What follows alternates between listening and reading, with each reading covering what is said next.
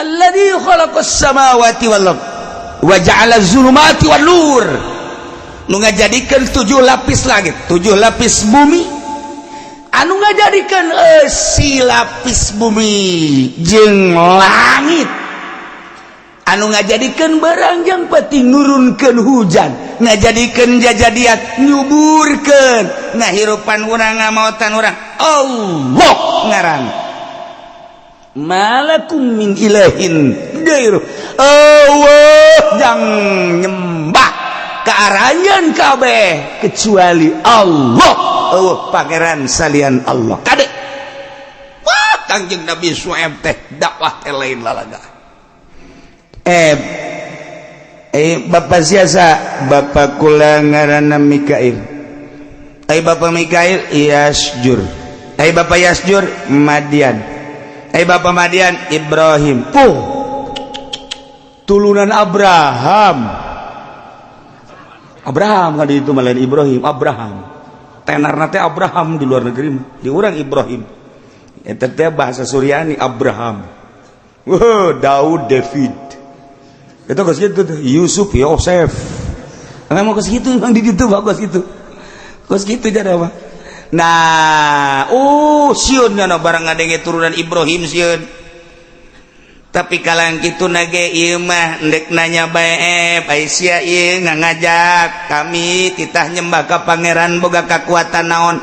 Jati baheula ge Kangjeng Nabi Ibrahim, Kangjeng Nabi Lut, Kangjeng Nabi Saleh pada ngabogaan mukjizat. Aya mukjizat maneh naon? Cek Kangjeng Nabi Syuaib, mukjizat kaula langsung ti Kangjeng Nabi Adam. Lah, ngomong teh Syuaib, Adam mana? Aing ngahareudang ngadenge sia atuh Adam apaan bapak moyang urang eta mah sabaraha ribu tahun. Banyak kapanggih jeung sia cek Kangjeng Nabi Syuaib kula diangkat jadi rasul teh kapan didatangan ku malaikat Jibril. Sia basa ka jeung ngaco segala Jibril segala naon aing mah teu karti ka sia. Jibril datang ke mana? Jibril datang di mana? Kasia datang. Aisyah keur di mana? Sok ajung aing nu ibadah bae ka pangeran ieu, ka pangeran nu gede, teu pernah kadatangan Jibril. Sia di mana coba kadatangan Jibril? Kaula keur cicing di guha badak di jero keur ibadah ka Gusti Allah jol malaikat Jibril ngangkat kula jadi nabi, ngangkat kula jadi rasul. Bener sia? Bener. Haju dibere naon? Dibere itek tuturunan ti Kangjeng Nabi Adam alaihi salam. Mana itekna? Cokot di kantong. Tek. Terus kunyana dipanjangkeun. Bisa ulah sok aju nyeun sihir di hareupeun aing siapa sok aju nyeun sihir sagala. Asana sia moal kebel ge saputangan dijadikeun manuk ya. Nu geus jadi pasar loba nu karar itu. Ya, dikitukeun deui ku Kang Yusuf. Asupkeun deui ka kantong. Etalah mukjizat kaula.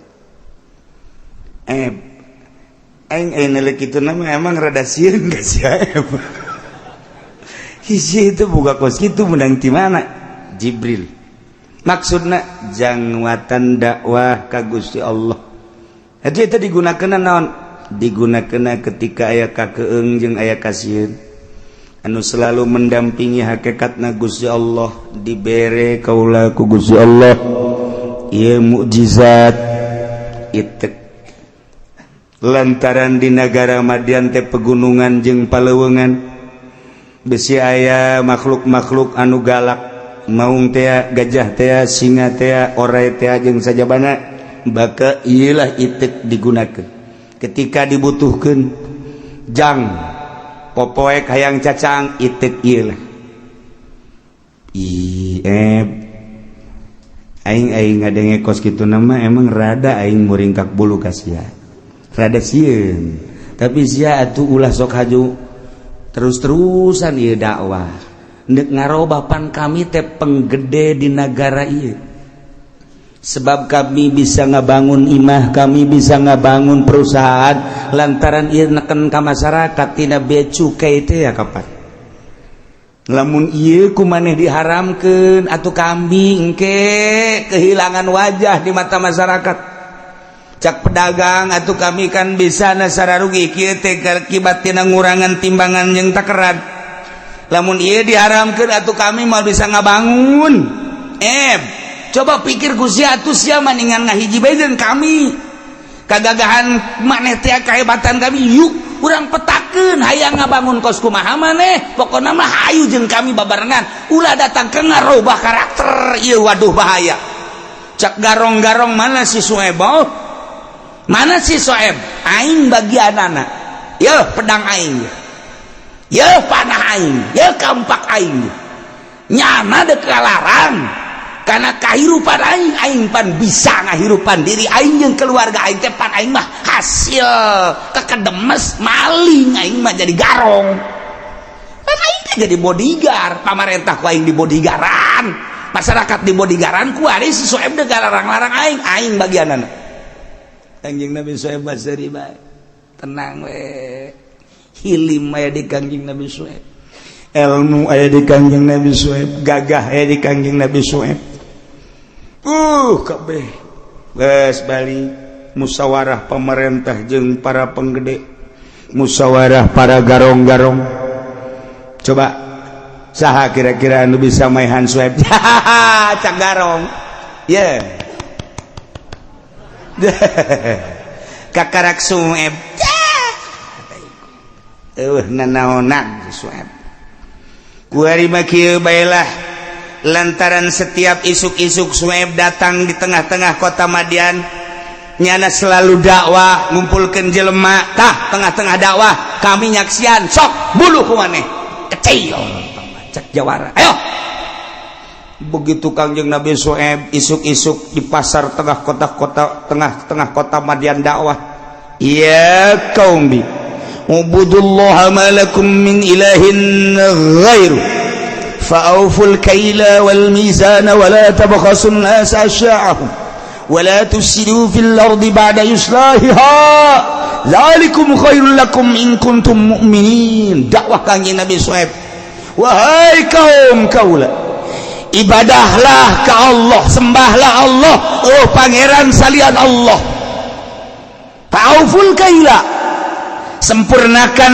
takaran wal mizana jeung timbangan wala tabkhasun nas asya'ahum ulah sok karugikeun masyarakat mengurangan timbangan jeung takaran wala tufsidu fil ardi ba'da islahiha ulah sok karusak di muka bumi ieu sabada ieu dibeberes bumi ku Kangjeng Nabi Lut beres geus kuari tatanan rusak deui kade cek Kangjeng Nabi Lut cek Kangjeng Nabi Sueb dzalikum khairul lakum in kuntum mu'minin lamun maraneh iman ya lupang bagus-bagus sahiji nyembah ka Gusti Allah nomor kadua takaran ulah dikurangan katilu timbangan ulah dikurangan opat ulah sok karugikeun masyarakat melalui garong copet pamalingan jeung itu muksi yakne itu perpajakan pemerasan wa adami ifsad jeung ulah nyeun karusakan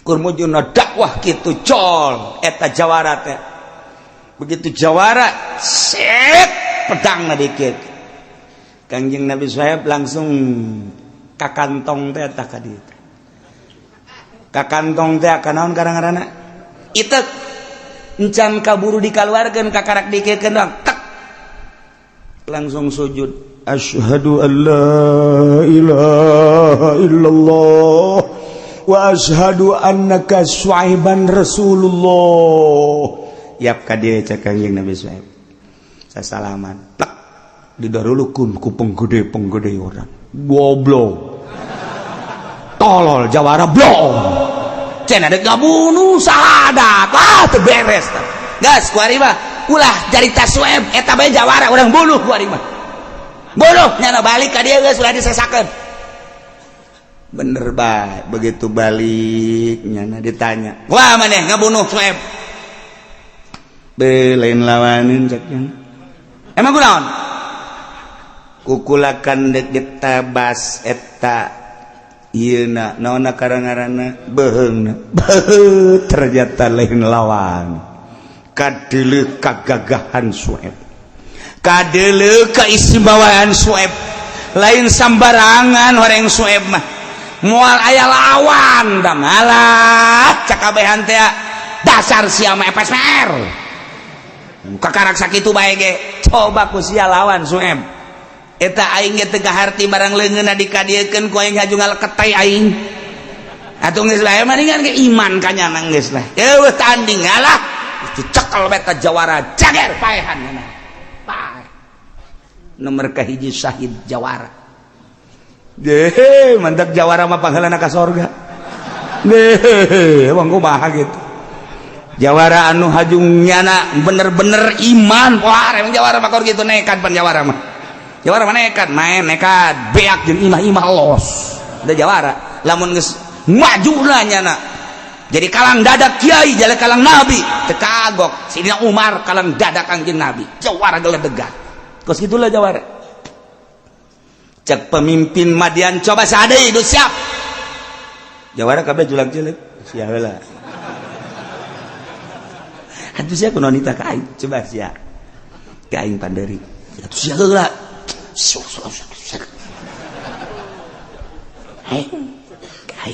aing ngasa golok heula atuh golok nu aing bae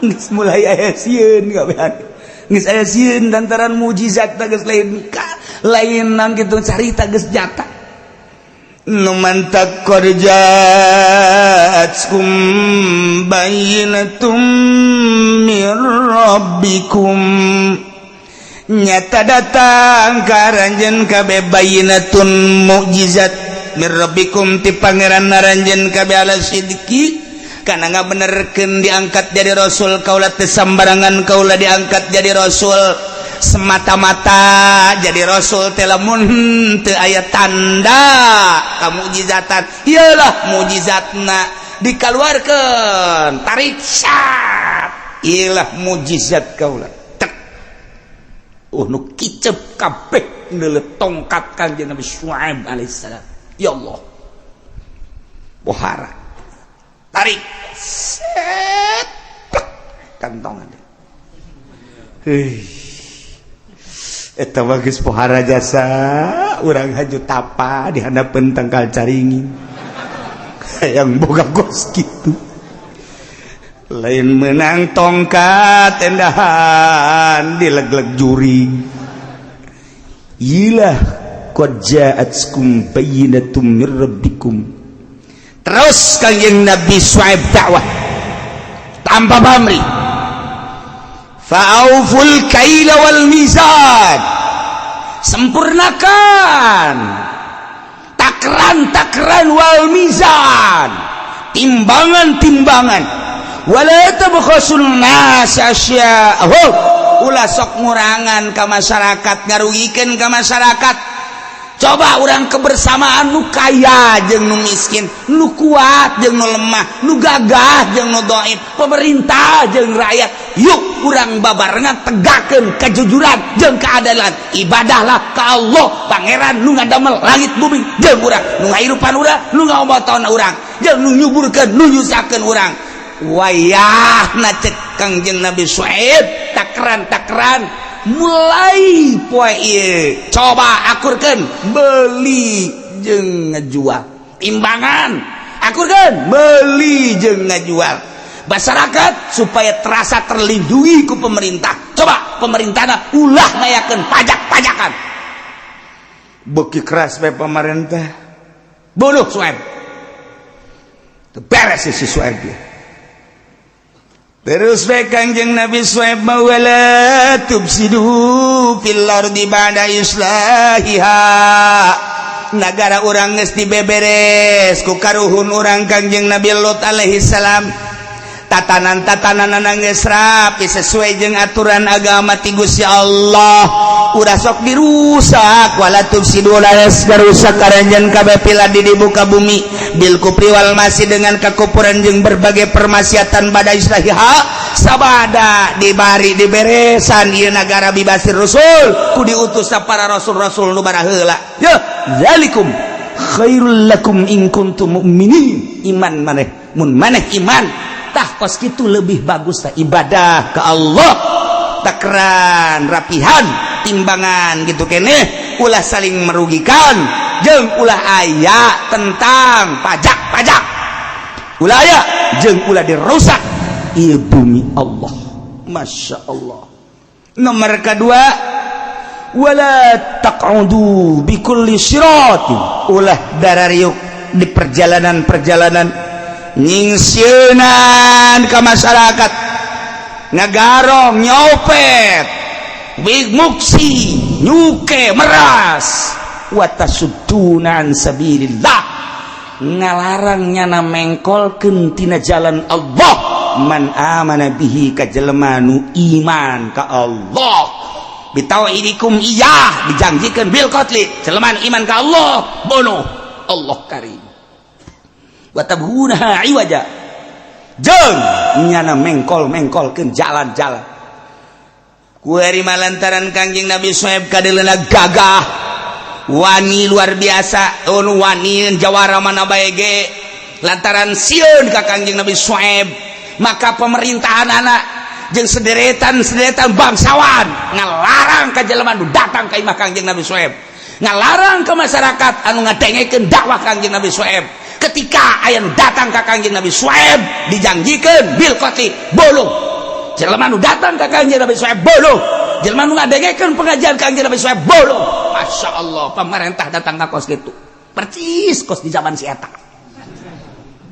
Ya Allah ya Rabbi kusehat urang bisa ngadengekeun urayan Al-Qur'anul Karim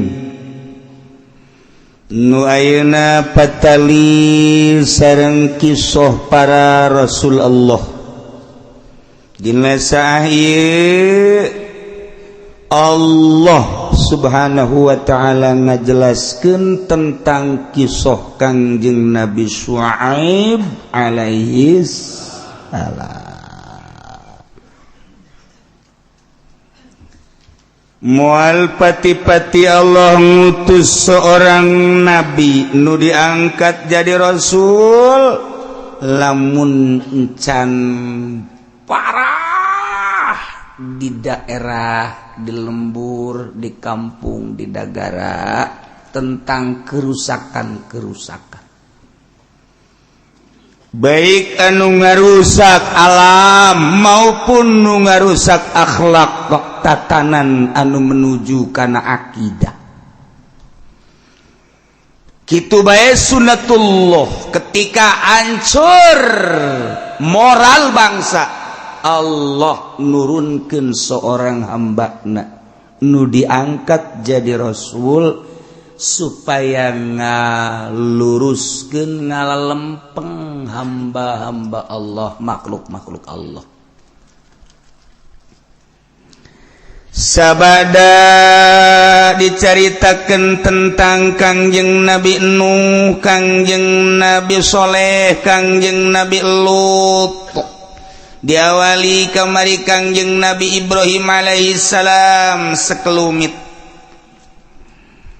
ayeuna dilanjut nyaritakeun tentang kisah umat Kangjeng Nabi Shuaib alaihissalam. Kangjeng Nabi Lut dilahirkeunana di Babilonia sami sareng Kangjeng Nabi Ibrahim alaihissalam. Titah pindahlah ka Suriah bareng keputusan Gusti di Suriah Kangjeng Nabi Ibrahim titah ka Palestina Kangjeng Nabi Lut titah ka Urdun Yordania sama-sama dakwah sazaman. Kangjeng Nabi Ibrahim nikah ka adina Kangjeng Nabi Lut alaihis salam boga anak ngaranna Ki Madian. Madian teh putra Kangjeng Nabi Ibrahim nikah ka adik Kangjeng Nabi Lut alaihis ya Allah pohara tidinya boga anak deui ki Madian teh ngaranna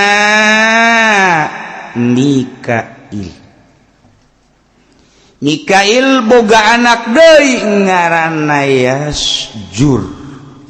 Yasjur boga anak deui ngaranna Kangjeng Nabi Syuaib alaihis salam tuh kan jadi sabondoroyo karti atawa Kangjeng Nabi Ibrahim teh boga anak Madian boga anak Yasjur boga anak Mikail boga anak Suaib ieu nu sohe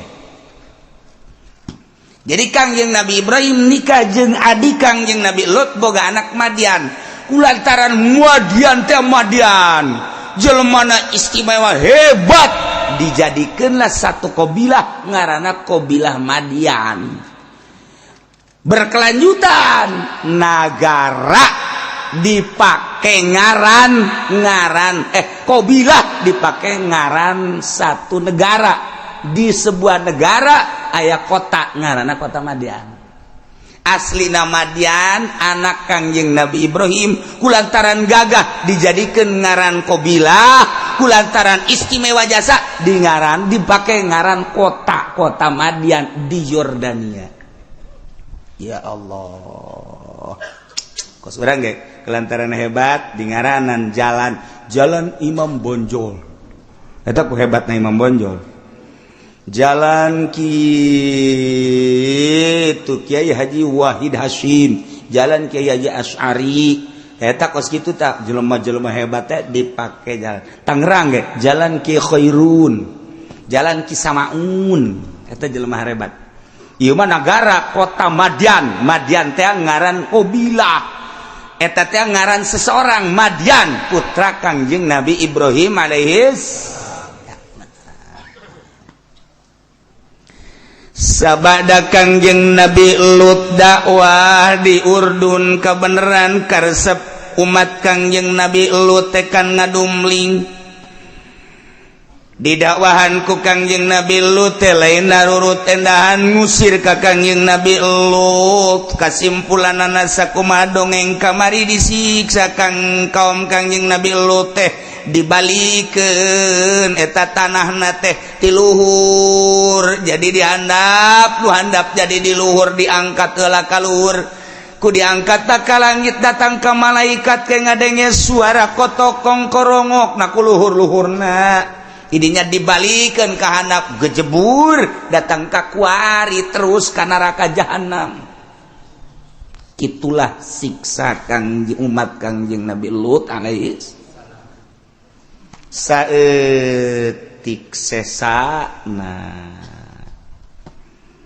tarakwa jelema kabeh dipimpin ku Kangjeng Nabi Lut lantaran Kangjeng Nabi Lut titah ka Palestina beres disiksa titah balik deui ka Yordan Kangjeng Nabi Lut terus dakwah alhamdulillah kabeh iman boro-boro baheula ku Kangjeng Nabi urang neuleus tsunami bae perasaan hargaan amat eta imah hargaan amat eta mobil hargaan amat eta tanah hargaan amat eta manusia sing rempul beak kabeh ku tsunami hanya Gusti Allah nu maha sagala-galana lekete BHT tutup tempat rekreasi se-Indonesia kabeh mun terus tutupna mantep jasa hotel prostitusi kabeh tararutup sebab kabeh neuleuh keberadaan tsunami Aceh inggis kabeh dua beh jelema istighfar astagfirullahalazim kekuatanna cuman 7 hari seminggu berikutnya geus ancang-ancang tempat rekreasi buka kembali 2 minggu sudah dibuka kembali dibuka sono jelema nu kamari ieu teh rekreasi sono bro pinuh tempat rekreasi blow on sakedeung ieu jelema saetikan dipimpin ku Kangjeng Nabi Lut alaihi salam ibadah ka Gusti Allah mautlah Kangjeng Nabi Lut dikuburlah di Urdun Kangjeng Nabi Lut masyarakat ibadah lantaran saetikan terus ngalobaan wah loba mulai jelema teh 10-20 tahun teh nyieun deui pangeran tina batu nyieun deui sesembahan tina kayu batu digosokan deui datang ka poho ti isuk datang ka sore ti sore datang ka isuk deui ngagosokan batu jadi satu kebanggaan tamu luar negeri dibere bingkisan batu ti ditu ge ka dieu batu ye nandakeun hate manusia kos batu kabeh geus teh dibanggakeun deui Al-Qur'anul Karim hadis Kangjeng Nabi leuwih ngabanggakeun batan ayat suci Al-Qur'anul Karim leuwih ngabanggakeun batu Garut batan hadis Kangjeng Nabi cirina maca Quran mah sabulan teu saayat-ayat acan batu mah digosokan pohara unggal isuk unggal sore berarti nya ngabanggakeun batu batan ayat suci Al-Qur'an tolong goblok bolon seri ga sia mulai kuari nyieun sesembahan tina batu nyieun sesembahan tina kayu dan lain sebagainya terus kabelah dieuna 50 tahun 100 tahun geus acak-acakan tatanan manusia teh ya Allah ya Rabb kuari geus sangat berubah deui begitu 100-200 tahun teh pohara keayaan akhlak manusia di Yordania ternyata nomor kahiji berubah total masjid kosong kuari loba kuil ibadah teh kuari ka batu deui ibadah teh patung de masjid ditaringgalkeun kosong anu ngurus malah masjid dialih fungsikeun kuari jadi kuil-kuil peribadatan ka patung masyaallah pohara amat tas kahiji nomor kedua pasar di pasar keayaan urang Madian harita Yordan lamun naker beas naker kacang jang meuli takeranana nu rada leutik nu bodek jang ngajual nu rada leutik meuli takeranan nu ieu ka batur mah ngajual takeranan nu ieu jadi dikurangannya na ieulah akhlak-akhlak di zaman harita di Yordania ngurangan takeran ngurangan timbangan lamun meuli 1 kilo kacang saat eta ditimbang deui di imah aya 7 ons eta baheula kararitu tah masyaallah ya Allah ya Rabbi selalu dikurangan peribadatan geus lain ka Allah kuari sesembahan teh ka batu jeung ka kayu ka patung perekonomian carana kerna ge kuari mah geus dikurangan dipaen-paenkeun kuari mah lamun ngeruk beas dina kitu letranana aya kayuan paneta kayu-kayu ieu maen ieu lumayan sret ya Allah ya Rabb ku bisaan jasa teka dulu tapi lamun urang meuli 10 liter saparapat mah eta teh ya Allah ya Rabbi eta urang Yordan bisa jasa eta bisa jasa teh Yordan baheula teh kos karitu tah iya ya deui timbangan ge lamun teh 1 liter 1 kilo pasti ngan 7 ons lamun sakintal pasti kurang nate bangsa 10 kilo maya saton adag-adagan jarago teteh ngurangan-nguranganan mun meuli jarago jasa ada nambahan ka dirina kos gitulah karakter urang Yordan saat eta Masya Allah mun ngitung jengkol bisa andas hiji mah hiji dua mah dua mah tilu mah tilu opat mah opat lima mah lima lo las dua las tilu las empat las lima las lo hiji dua tilu dua opat dua lo kareng ngeluhna doang sabaraha meuli urang meuli 50 jengkol kurang dihitung di mah aya 40 eta urang Yordan teh kos kitu hitung kenteng ge sarua bae hiji dua tilu opat lima enam tujuh lat lu kadang ngeluhna doang sial eta ngitung dihitung deui bae kurangna aya 20 aya 30 lu lumayana kitulah watak orang Yordan Masya Allah 2 3 kaopat nyana selalu cicing di jalan cicing rombongan di jalan asal aya jelema kadeleuna mawa tas sikat tasna kadeleuna ieu teh mawa duit sikat duitna bila perlu gelut di jalan jeung nu boga duit garong jadi pamalingan jeung garong eta teh karakter urang Yordan baheula ngina-ngina nyana naik keledai awewe tasna dihareup ternyata nyana nyumput liwat kan ya cepot tas tadi cokot ya Allah ya Rabbi marah si awewena disengserikeun cekel awewena porosotkeun calanana kececas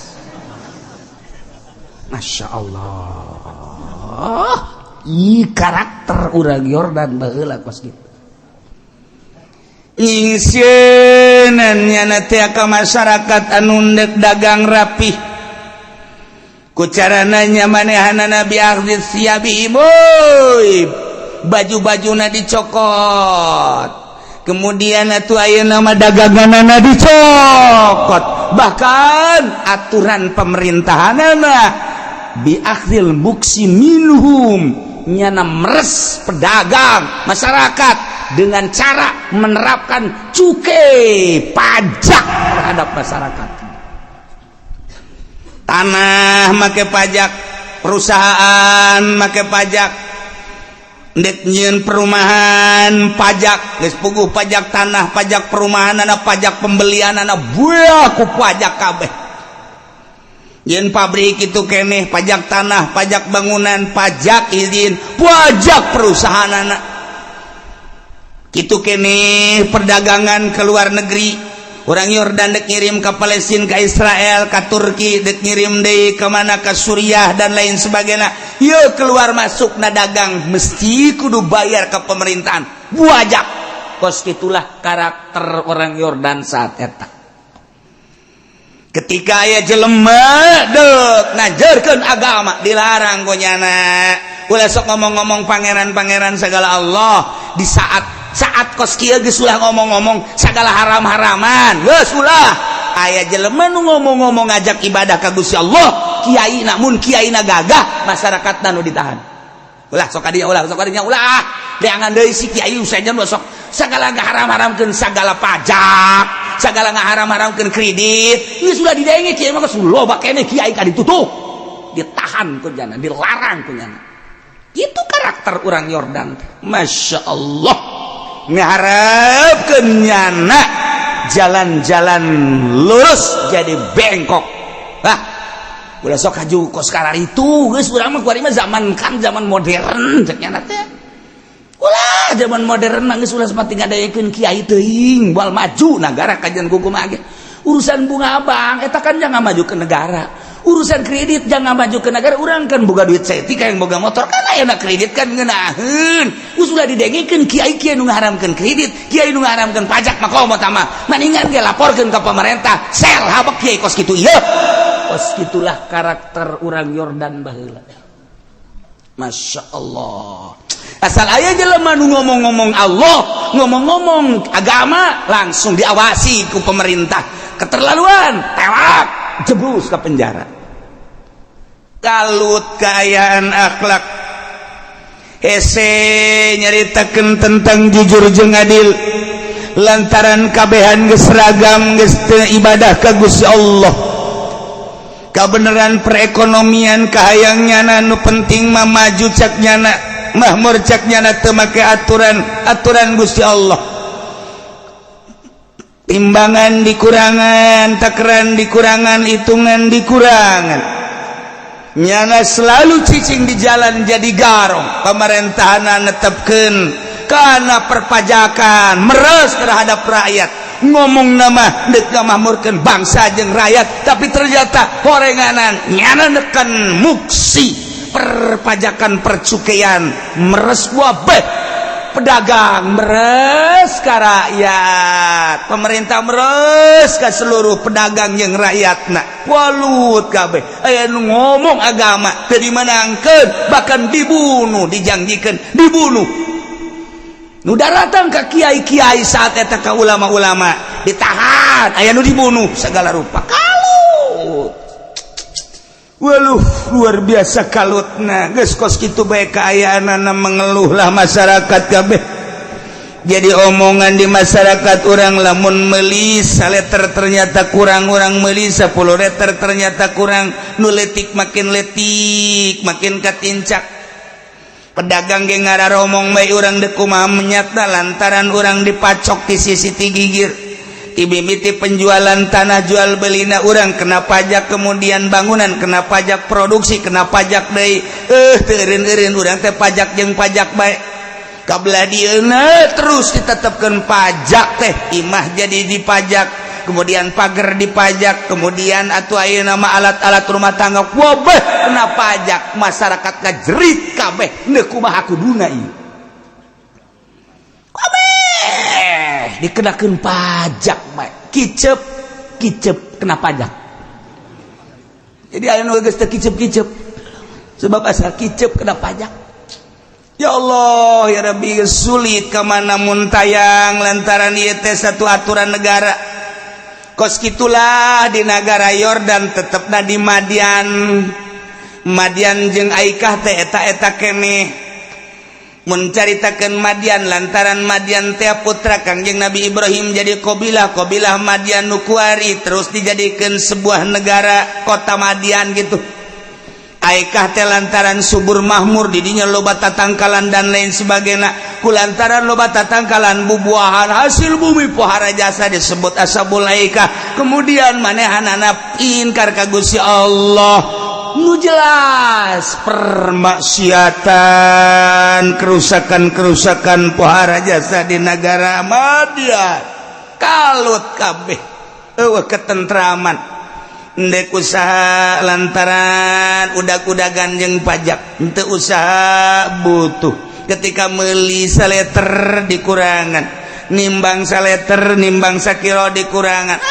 Masyarakat geus kalut gak luar biasa, ibadah geus lain ke Allah. Wah, pohara jas, pembunuhan terjadi di mana-mana.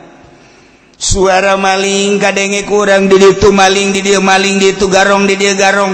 Horenganan kuabe berkarakter pamalingan, ka pamarentah-pamarentahanna boga karakter garong. Kos kitulah kekalutan saat eta, Masya Allah. Maka yang muntayang masyarakat TKB ieu kena birokrasi pemerintah model kos kitu, kaayaan akhlak manusia model kos kada itu rusak wahara.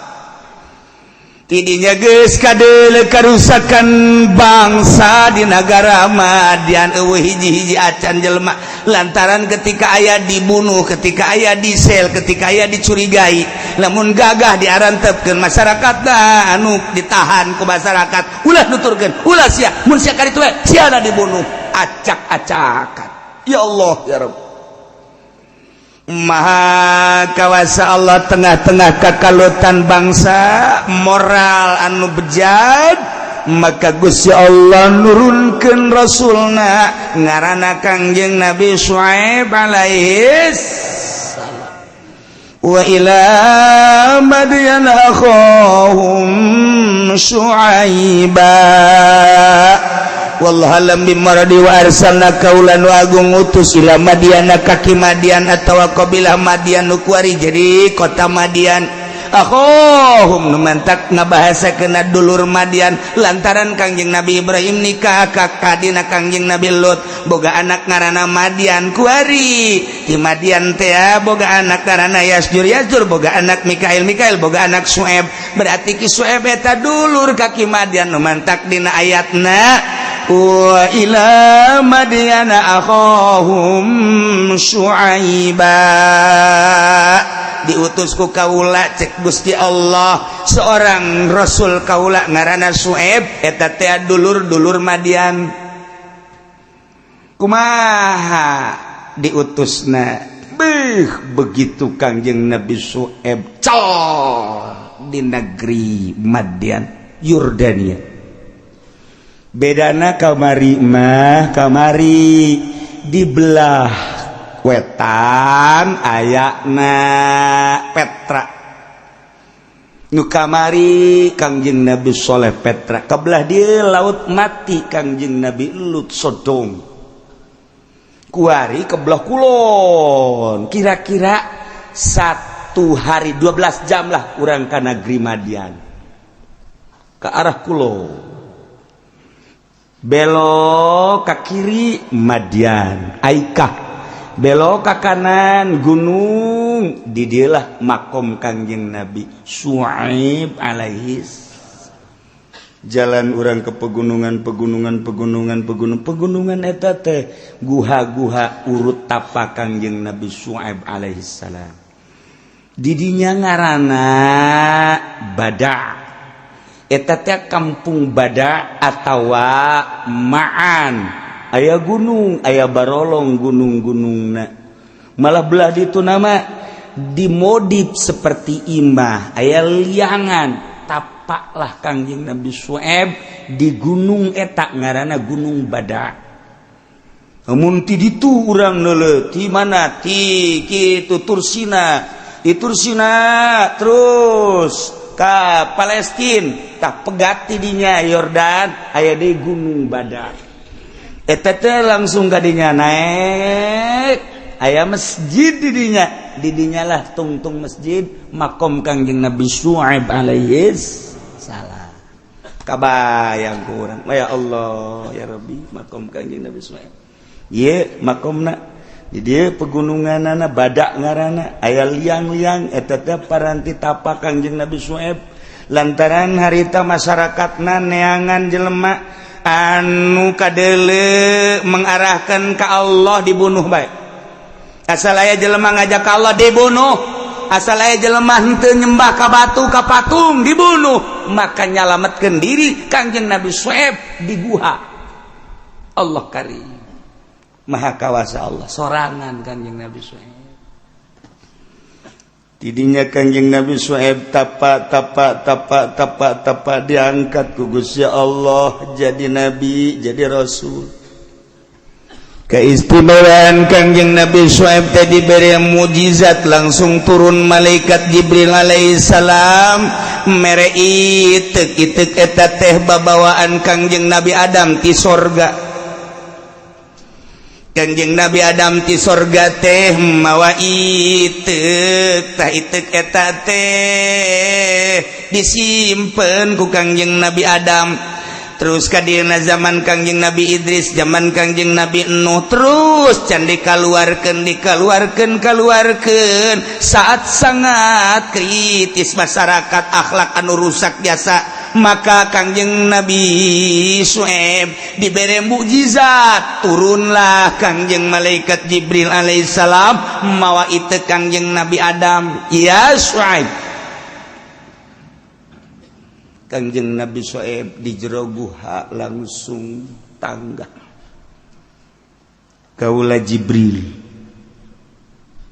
diutus ku Gusti Allah kita nyampaikan bahwa anjeun teh sebagai Rasul Allah. Kangjeng Nabi Syuaib langsung sujud brek. Hudang naon kekuatan abdi atuh. sebab setiap rasul pasti dibere keistimewaan, dibere maziah, dibere mujizat. Kaula teu bogana naon. Cokot ku Kangjeng malaikat Jibril set. Iyalah. Tarima ku Kangjeng Nabi Syuaib.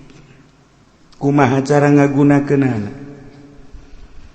Ketika maneh lempang ti peuting andai kata poek acungkeun ieu itek. Ketika aya maung acungkeun ieu itek. Ketika aya gajah acungkeun ieu itek. Ketika aya orai acungkeun ieu itek. Ngan ulah wakad digunakeun ku kumaha? Sebab ieu itek aslina mah cek malaikat Jibril bakal dibikeun kaminantu maneh nu ngaran Musa. Sakadar titip ti Gusti Allah cekel ieu gunakeun salila anjeun diangkat jadi rasul engke bikeun kaminantu maneh Musa ngaranna. Geus dibere nyaho bakal piminantueun teh Musa. Nyanana can kawin-kawin acan. Masyaallah, maha kawasa Allah. Gusti Allah nu agung. Aduh. Cak Musa kendal asana aing ye. Tarima langsung plak las malaikat Jibril hiber deui. Masyaallah ngageter Kangjeng Nabi Syuaib. Ngan kaunikan eta itik teh kadang-kadang eta itik teh panjang kadang-kadang pendek bisa dikantongan. Jadi ketika teh dibutuhkeun eta itik teh dikitukeun ku Kangjeng Nabi Syuaib teret bisa dikantongan. Okos lamun urang mah entene teh kitu dikitukeun. Tapi eta mah eueuh peran, eueuh antenean deut kayu ti sorga. Bisa diketukeun ret pendek kantongan teh dibutuhkeun mah kayak ketika dibutuhkeun dicokot ditarik ret mantep jasa mun boga gos gitu kurang mah tuh pakai dagang di pasar. Iyalah Kangjeng Nabi Syuaib geus teu dibabawa ka deuleu teu ka deuleu. Maka Kangjeng Nabi Syuaib diangkat ku Gusti Allah jadi rasul. Kemudian Kangjeng Nabi Syuaib teh dakwah ka umat di Madian anu geus acak-acakan tatananana.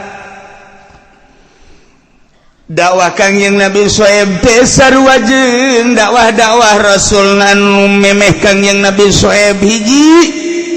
Cek Kangjeng Nabi Syuaib ya qaumi ubudullaha ma lakum min ilahin ghairuh. Cek Kangjeng Nabi Syuaib hei kaum nu aya di Madian aika salah maneh nyembah ka batu jeung patung sembahlah pangeran Allah ngaran alladzi khalaqas samawati wal ard wa ja'ala az-zulumati wan nur nu ngajadikeun 7 lapis langit 7 lapis bumi anu ngajadikeun si lapis bumi jeung langit anu ngajadikeun barang yang penting nurunkeun hujan ngajadikeun jajadiat nyuburkeun ngahirupan urang ngamaotan urang Allah ngaran malakum min ilahin ghairuh Allah jang nyembah kaaranjeun kabeh kecuali Allah pangeran salian Allah kade. Wah Kangjeng Nabi Syuaib teh dakwah teh lain lalaga. Dipenta ku kaum naib sia ngomong ulah sacablakna sungut. Sia mah asal hudang bae ngajakan ka Allah asal hudang ngajakan ka Allah awas sia ku aing eb. Ulah sok sangeunah-ngeunahna kami geus boga pangeran khusus. Tuh kuil tuh tempat peribadahan kami hayang nu gede pangeran teh tuh patung tuh ku aing di 12 meter hayang nu rada leutik tuh 10 meter hayang anu pendek 5 meter aya hayang anu leutik 1 meter aya hayang nu dibawa patung aya da kurang kumaha deui pangeran lengkap timimiti nu buade jangkung gede nu sedang datang anu leutik dibawa aya wari urang neangan pangeran nu teu kadeuleu siapa cicing mendingan milu ke kami tetep baik Kangjeng Nabi Syuaib teh dakwah ubudullah ma lakum min ilahin ghairuh sorangan Kangjeng Nabi Syuaib nu ngabaturan ya Allah ya Rabb sorangan jelema kabeh kafir kumaha atuh hei ulah salah ibadah di pasar Kangjeng Nabi Syuaib dakwah eje pangeran teh Allah. Nomor kedua sing hade dagang ulah sok dikurangan eta takran. Nomor 3 timbangan ulah sok dikurangan-kurangan. Nomor keempat ulah sok cara ricing di jalan jadi garong, jadi penjahat pamalingan. Nomor keempat kade pemerintah ulah netepkeun muksi biaya cukai jeung sajabana wah haram. Yuk urang ibadah ka Gusti Allah. Kadengekeun ku masyarakat kabeh, kadenge ku pemerintah, mulai pemerintah ngayakeun penyelidikan siapa si Syuaib. Waduh. Dari mana sih itu si Syuaib? Punya kegiatan apa sih sehari-harinya? Kalau memang dia orang kuat, coba usir Syuaib, jangan ada di negara kita. Usir, coba keluar, udah kurang harida ngadenge si Syuaib. Coba. Selidik maneh bapak saha, boga anak saha, boga pemajikan saha, teliti kunyana. Bapak siasa, bapak kula ngaranna Mikail. Bapak Mikail Yasjur. Bapak Yasjur Madian. Bapak Madian Ibrahim. Tulunan Abraham nggak itu malah Ibrahim. Abraham tenarna teh Abraham di luar negeri di urang Ibrahim eta teh bahasa Suryani Abraham. Daud David itu geus kitu Yusuf Yosef memang geus kitu memang di ditu bagus gitu geus kitu jadi apa. Nah, sieun nya barang ngadenge turunan Ibrahim sieun. Tapi kalang kitu nage ieu mah endek nanya bae Aisyah ieu ngajak kami titah nyembah ka pangeran boga kakuatan naon. Jati baheula ge Kangjeng Nabi Ibrahim, Kangjeng Nabi Lut, Kangjeng Nabi Saleh pada ngabogaan mujizat. Mujizat maneh naon? Cek Kangjeng Nabi Syuaib mujizat kaula langsung ti Kangjeng Nabi Adam. Lah ngomong teh Syuaib, Adam mana? Aing hareuda ngadenge sia atuh Adam apan bapak moyang urang eta mah sabaraha ribu tahun. Banyak kapanggih jeung sia cek Kangjeng Nabi Syuaib kula diangkat jadi rasul teh kapan didatangan ku malaikat Jibril. Sia sok ajo ngaco segala Jibril segala naon aing mah teu karti ka sia. Jibril datang ke mana? Jibril datang di mana? Kasia datang, Aisyah keur di mana? Sok ajung aing nu ibadah bae ka pangeran ieu, ka pangeran nu gede, teu pernah kadatangan Jibril. Sia di mana coba kadatangan Jibril? Kaula keur cicing di guha badak di jero keur ibadah ka Gusti Allah jol malaikat Jibril ngangkat kula jadi nabi, ngangkat kula jadi rasul. Bener sia? Bener. Haju dibere naon? Dibere itek tuturunan ti Kangjeng Nabi Adam alaihi salam. Mana itekna? Cokot di kantong. Tek. Terus kunyana dipanjangkeun. Isa ulah sok haju nyeun sihir di hareupeun aing Siapa sok haju nyeun sihir sagala. Asalna sia moal kebel ge saputangan dijadikeun manuk ya. Nu geus jadi pasar loba nu karar itu. Ja dikitukeun deui ku Kangjeng Rasul. Asupkeun deui ka kantong. Etalah mukjizat kaula. Aing neuleuh kituna mah emang rada sieun geus sia. Hiji itu boga kos kitu menang ti mana? Jibril. maksudna jangwatan dakwah ka Gusti Allah. Jadi itu digunakeun naon?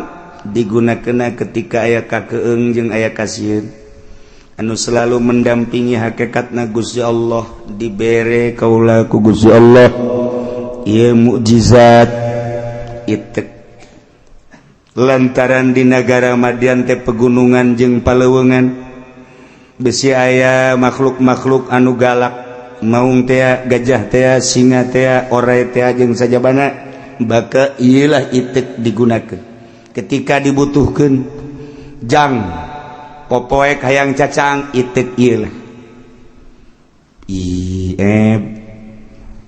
aing ngadenge kos kitu nama emang rada aing muringkak bulu ka sia rada sieun tapi sia atuh ulah sok haju terus-terusan ieu dakwah neuk ngarobapan kami teh penggede di negara ieu sebab kami bisa ngabangun imah, kami bisa ngabangun perusahaan lantaran ieu neken ka masyarakat tina bea cukai teh ya kapan lamun ieu ku maneh diharamkeun atuh kambing engke kehilangan wajah di mata masyarakat cak pedagang atuh kami kan bisa nasara rugi kieu teh akibat tina ngurangan timbangan jeung takeran lamun ieu diharamkeun atuh kami mau bisa ngabangun coba pikir Gusti atuh sia maningan ngahiji baeun kami kagagahan maneh teh kahebatan kami yuk urang petakeun hayang ngabangun kos kumaha maneh pokona mah hayu jeung kami babarengan ulah datang ke ngarobah karakter ieu waduh bahaya cak garong-garong mana si Sueb mana si Sueb aing bagianana yeuh pedang aing yeuh panah aing yeuh kampak aing nyana deuk kalarang karena kahirupan aing pan bisa ngahirupan diri aing jeung keluarga aing teh pan aing mah hasil kekedemes maling aing mah jadi garong pan aing teh jadi bodyguard pamarentah ku aing di bodyguardan masyarakat di bodyguardan ku ari si Soeb teh larang-larang aing bagianana Kangjeng Nabi Soeb Basri bae tenang we hilim aya di Kangjeng Nabi Soeb ilmu aya di Kangjeng Nabi Soeb gagah aya di Kangjeng Nabi Soeb kabeh geus bali musyawarah pemerintah jeung para penggede musyawarah para garong-garong coba saha kira-kira anu bisa maehan Sueb cak garong ye kakarak Sueb nanaonan Sueb kuari mah kieu baelah lantaran setiap isuk-isuk Sueb datang di tengah-tengah kota Madian nyana selalu dakwah ngumpulkeun jelema tah tengah-tengah dakwah kami nyaksian sok buluh ku maneh kecil cek jawara ayo begitu Kangjeng Nabi Sueb isuk-isuk di pasar tengah kota Madian dakwah ya qaumi ubudullaha ma lakum min ilahin ghairu فأوفوا الكيل والميزان ولا تبخسوا الناس أشياءهم ولا تفسدوا في الأرض بعد إصلاحها ذلكم خير لكم إن كنتم مؤمنين dakwah Kangjeng Nabi Sueb wahai kaum kaula ibadahlah ke Allah sembahlah Allah pangeran salian Allah fa'auful kaila sempurnakan takaran wal mizana jeung timbangan wala tabkhasun nas asya'ahum ulah sok karugikeun masyarakat mengurangan timbangan jeung takaran wala tufsidu fil ardi ba'da islahiha ulah sok karusak di muka bumi ieu sabada ieu dibeberes bumi ku Kangjeng Nabi Lut beres geus kuari tatanan rusak deui kade cek Kangjeng Nabi Lut cek Kangjeng Nabi Sueb zalikum khairul lakum in kuntum mu'minin lamun maraneh iman ya lupang bagus-bagus sahiji nyembah ka Gusti Allah nomor kadua takaran ulah dikurangan katilu imbangan ulah dikurangan opat ulah sok karugikeun masyarakat melalui garong copet pamalingan jeung itu muksi yakni itu perpajakan pemerasan wa adami ifsasan jeung ulah nyeun karusakan kur mujudna dakwah kitu col eta jawara teh begitu jawara set pedang dikit Kangjeng Nabi Shu'aib langsung ka kantong teh eta ka dieu ka kantong teh kanaon karang-karana itek encan kaburu dikaluarkeun ka karak dikekeun tek langsung sujud asyhadu an la ilaha illallah wa asyhadu annaka Shu'aiban rasulullah yap ka dieu cek Kangjeng Nabi Shu'aib sasalaman tek didarulukeun ku penggede orang goblok tolol jawara blong cenah dek ngabunuh sahadat teu beres tah gas kuari mah ulah jarita Shu'aib eta bae jawara urang bunuh kuari mah bunuh nyana balik ka dieu geus ulah disesakeun bener bae begitu balik nyana ditanya wah maneh ngabunuh Shu'aib lain lawanin cek emang kunaon kukulakan dek ditabas eta ieuna naonna karang-karana beheungna ternyata lain lawan kadeuleu kagagahan Shu'aib kadeuleu kaistimewaan Shu'aib lain sambarangan horeng Shu'aib mah moal aya lawan da malah cakabehan teh dasar sia mah epes mer kakarak sakitu bae ge coba ku sia lawan Shu'aib eta aing ge teu kaharti barang leungeunna dikadiekeun ku aing haju ngaleketai aing atuh geus lah mendingan ge iman kanyana geus lah eueuh tanding ngalah dicekel beta jawara jager paehan cenah pae nomor kahiji syahid jawara deh mantap jawara mah pangheulana ka sorga deh emang kumaha gitu jawara anu hajung nyana bener-bener iman wah emang jawara mah gitu nekat pan jawara mah nekat main nekat beak jeung imah-imah los da jawara lamun geus majuna nyana jadi kalang dadak kiai jale kalang nabi teu kagok Sidina Umar kalang dadak Kangjeng Nabi jawara geledegan kos gitulah jawara cek pemimpin Madian coba sadeui hidup siap jawara kabeh julag jelek sia heula atuh sia kunaon nita ka aing coba sia ka aing panderi atuh sia heula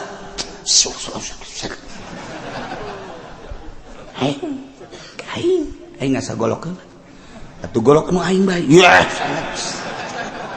geus mulai aya sieun kabehan geus aya sieun lantaran mujizat geus lain nang kitu carita geus jata numan taqad ja'atkum bayyinatum mir rabbikum nyata datang karanjeun kabeh bayyinatun mukjizat mir rabbikum ti pangeran naranjeun kabeh ala sidqi kana ngabenerkeun diangkat jadi rasul kaula teu sambarangan kaula diangkat jadi rasul semata-mata jadi rasul teh lamun teu aya tanda kamukjizatan iyalah mukjizatna dikaluarkeun tarik syat iyalah mukjizat kaula tek nu kicep kabeh neuleut tongkat Kanjeng Nabi Shu'aib alaihissalam ya Allah bohara tarik set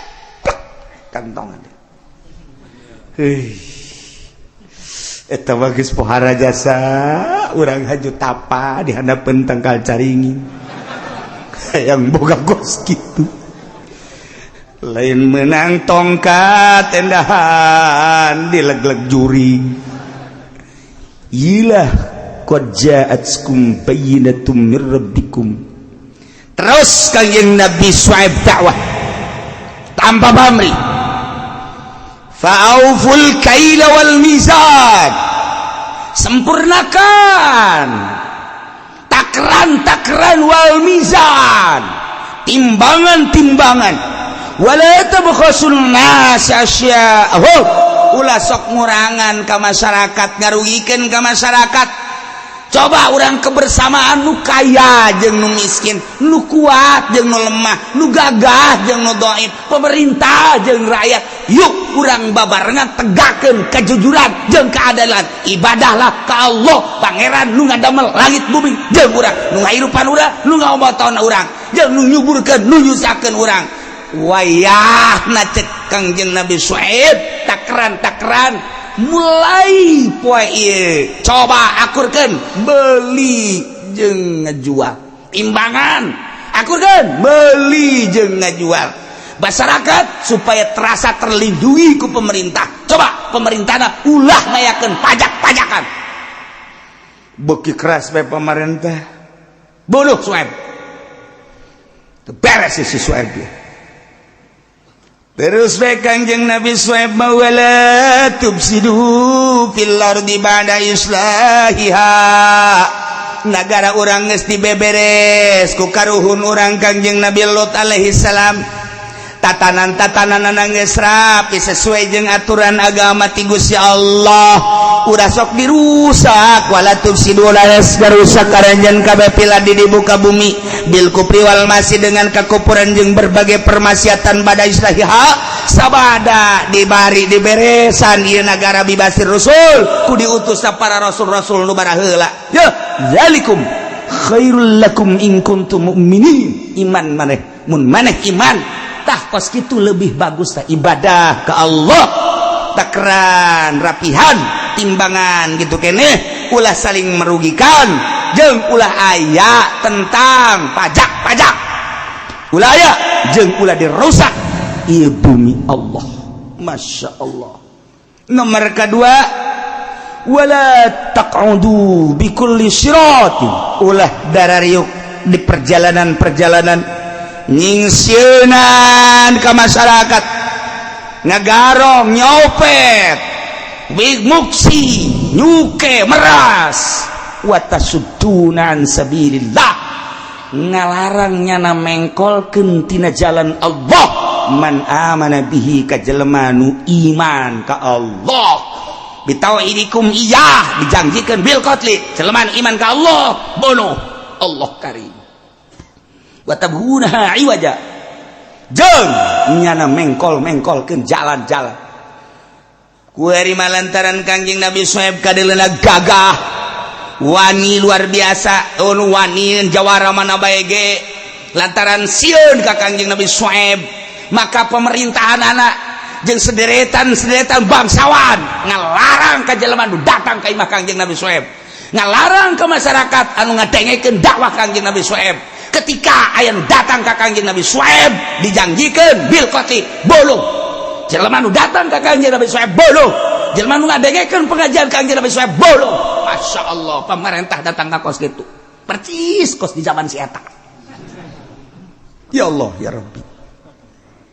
Urang lamun nyaritakeun kahirupan di zaman Kangjeng Nabi Syuaib alaihi salam di Madian jelasna di Gunung Badak urut apa Kangjeng Nabi Syuaib teh kaayaan kakalutan jeung kahancuran bangsa teh saat eta model kos kitu atuh barang urang ret nyali di zaman urang kuari urang ngadenge ti kaler ti kidul ti wetan ti kulon motor ambalayah dipaling asal ditunda dipaling asal ditunda ditunjang dipaling mobil gitu keneh geus puguh pamalingan HP mata mambalayah sepeda motor mobil atuh aturan polisi di kapalingan mobil lamun polisi nusok neangan pamalingan hajunyana kapalingan pan kabalinger. Oh geus kalut tentang pamalingan di Indonesia tentang percukaian di urang kuari mah tuh lain lalagaan makin ditingkatkan percukaian teh perpajakan geus bataneuh dipajak kemudian atuh ayeuna bangunan aya pajak bangunan kemudian perusahaan pajak perusahaan keluar masukna barang eta teh kena pajak deui eueuh anu aman tina perpajakan percis kos di zaman Kangjeng Nabi Syuaib alaihi salam.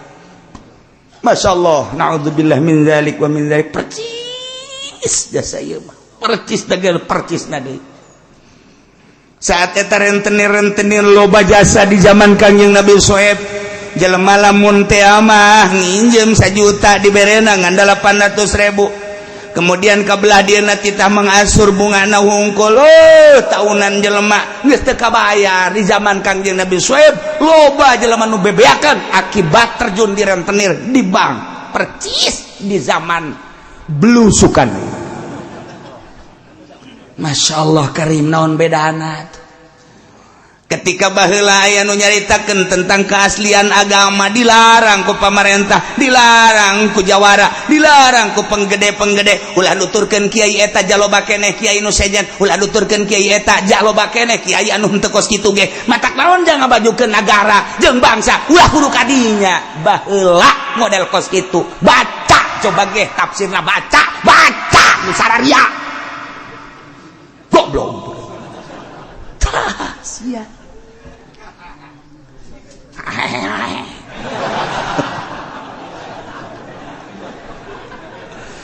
Gusti Allah ku akur jasa ieu ya Allah tukhawifunan nas bi akhri thiyabihim nyingsieunan manusia ku nyopet pakaianana bajuna tasna HP-na motorna mobilna awil muksi cukai pemeresan ti pemerintah terus baik geus puguh tanah, geus puguh bangunan, geus puguh perusahaan, imah pager kat sendok-sendok bakalna aya perpajakan, kena pajak. Engke ka diri urang ge kena pajak, ngobrol jeung pamajikan kena pajak. Bahaya anak urang kena pajak anak. Ya Allah ya Rabb Gusti Allah. Wa tasuddunan sabilillah ngalarang tina ngadanjerkeun agama Allah. Percis kuat. Man amana billah jelema nu iman ka Allah geus bae teh dilingseuk kuari. Urang lamun nyaritakeun di kalangan handap mah model masyarakat masih alhamdulillah keneh jajak ulama. Tapi lamun urang geus ka tubuh pemerintahan geus naudzubillah min zalik. Bangun geus embungeun ngadengekeun aturan-aturan ayat suci Al-Qur'anul Karim. Bangun geus teu maelu ka ayat-ayat suci Al-Qur'anul Karim. Ketika aya di tubuh pemerintah bangun geus embungeun nyaritakeun Al-Qur'anul Karim. Ai di masyarakat mah di Indonesia masih keneh alhamdulillah ya rabbil alamin. Nu teu boga duit daek keneh ngaji. Nu geus teu boga perusahaan geus hancur daek keneh ngaji. Anu frustasi ku kabogohna diceraikeun daekeun ngaji. Nu normal mah teu daek. Iya bangsa nu kieu sesa kabeh ieu sesa. Sesa pejabat aya di dieu, sesa nu sugih aya di dieu, sesa garong aya di dieu, sesa-sesa jelema anu mucikari aya di dieu, sesa-sesa pedagang aya di dieu. Ieu ku ari sesa kabeh. Gigi urang geus alhamdulillahirabbil alamin. Ieu geus sakubanggis, geus alhamdulillah urang jadi sesa kabeh.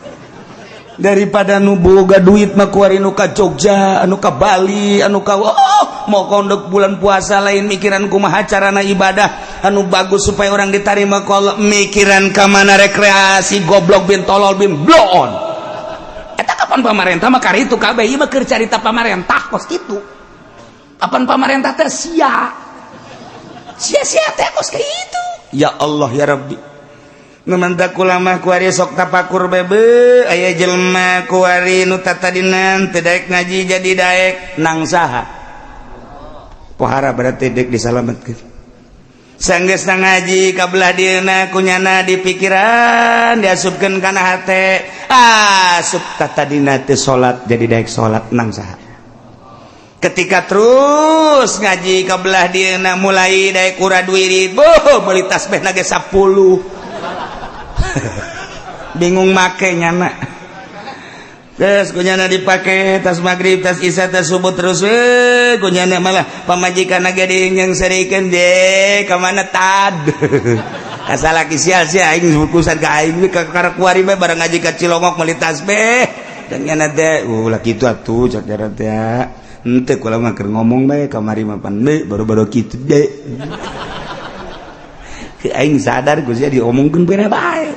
Entae ngomongkeun ka atuh bungah bae ka. Atuh tah jang sia tah sambilan jang aing hiji. Basini dah. Kabelah dieuna istiqomah ngaji poe Minggu bahkan nyana bebe jaka dulurna. aing ku resep-resep na ngaji teh indah jasa geus ngageser hati aing resep tadi nama du dunia ku ari mah aing resep mah resep kana dunia ngan saminggu sakali mah aing dek ngaji andai kata sararia ngabesan andai kata sararia boga kegiatan hampura aing mah dek ngaji beke beres ngaji kakarak aing mah dek ngabesan nang saha eta kos kitu sanajan aya nu henteu kitu ge loba ngan aya nu kitu nang saha mantep jasa kan mantap ngaji ka dieu teh aya anu kakarak bobogohan jeung agama aya anu geus nyaho ngan masih kene undur aya anu ngomong kieu keneh aing mah ngaji bae tapi lamun sia ngabutuhkeun ka aing urusan dagang HP bae sih aing sanajan keur ngaji aing mah deuk kaluar aya keneh nu kitu sarua bae aya aing nyaho ka jelemana lah aing nyaho pokona atuh macem-macem da ieu keur carita keyakinan jelema karagap nang saha nang Allah aya nu geus mantep jasa aing keur ngaji mah ulah sok diganggu atuh sia mah sia bae heulanan geus lah pokona aing mah dipolkeun bae ngaji bae heula aing mah jangan wuduk enggeus ngopi enggeus geus sagala rupa aing mah tah aya nu kitu aya nu cara tadi pokona mah sanajan aing ngaji tetep aya wayah aing deuk diajak mah ku sia ieu urusan bisnis bel bae sih ja aing mah tuh babari ieu aya nu kos kitu eta nang saha nang Allah dah keyakinan urang modal urang hudang ti peuting aya nu yakin lah aing mah deuk hudang bae salat aya nu asana aing kakarek setengah jam ieu hees lamun hudang aing gering moalah aya nu kitu aya anu kieu aing mah beuh hudang boro-boro tahajud aing mah ku kakarek hudangna doang komo mun kacai gering asana aing mah moalah aing mah subuh ge deuk diengkekeun datang ka jam 7 aya kanu kitu atuh jikori jelema aja aya teu jauh-jauh ja anu sok mae kunut kunut ka poe